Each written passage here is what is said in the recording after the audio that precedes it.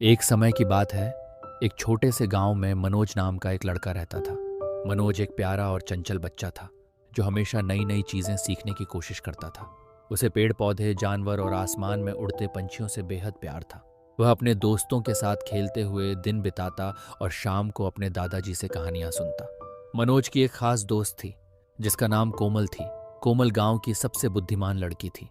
वह हमेशा मनोज को नई बातें सिखाती और दोनों मिलकर गांव के पास के जंगल में साहसिकता की खोज में निकलते। वे एक दूसरे के साथ हंसते, खेलते और अपने सपनों की बातें करते। एक दिन मनोज और कोमल ने तय किया कि वे जंगल में एक नई जगह की खोज करेंगे। उन्होंने अपने साथ कुछ खाने पीने की चीजें और एक छोटी सी टोकरी ली। जंगल में जाते ही उन्हें तरह तरह के रंग बिरंगे फूल और चहचहाते पक्षी मिले। मनोज ने कहा, कोमल, देखो कितनी सुंदरता है यहाँ। हम हमेशा के लिए यहाँ रह सकते हैं। कोमल मुस्कुराई और बोली, हाँ, लेकिन हमें अपने परिवार को भी याद रखना चाहिए। जंगल में घूमते घूमते उन्होंने एक पुरानी सी गुफा देखी। मनोज ने कहा, चलो हम अंदर चलते हैं। कोमल थोड़ी डरी, लेकिन मनोज की हिम्मत देखकर वह भी अंदर चली गई।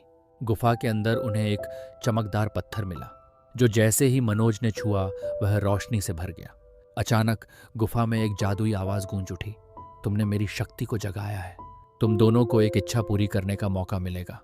मनोज और कोमल ने एक दूसरे की ओर देखा और मनोज ने कहा, हम चाहते हैं कि हमारे गांव में सभी खुश रहें और एक दूसरे से प्यार करें। मेरी जादुई आवाज ने कहा, तुम्हारी इच्छा पूरी हुई। मेरी उस पल से गांव में खुशी और प्रेम का माहौल छा गया। सभी लोग एक दूसरे की मदद करने लगे और मनोज और कोमल के दोस्ती की मिसाल देने लगे।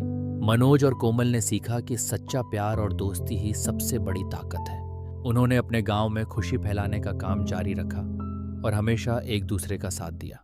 इस तरह मनोज और कोमल की कहानी ने गांव के लोगों को सिखाया कि प्यार और एकता से बड़ी मुश्किल का सामना किया जा सकता है।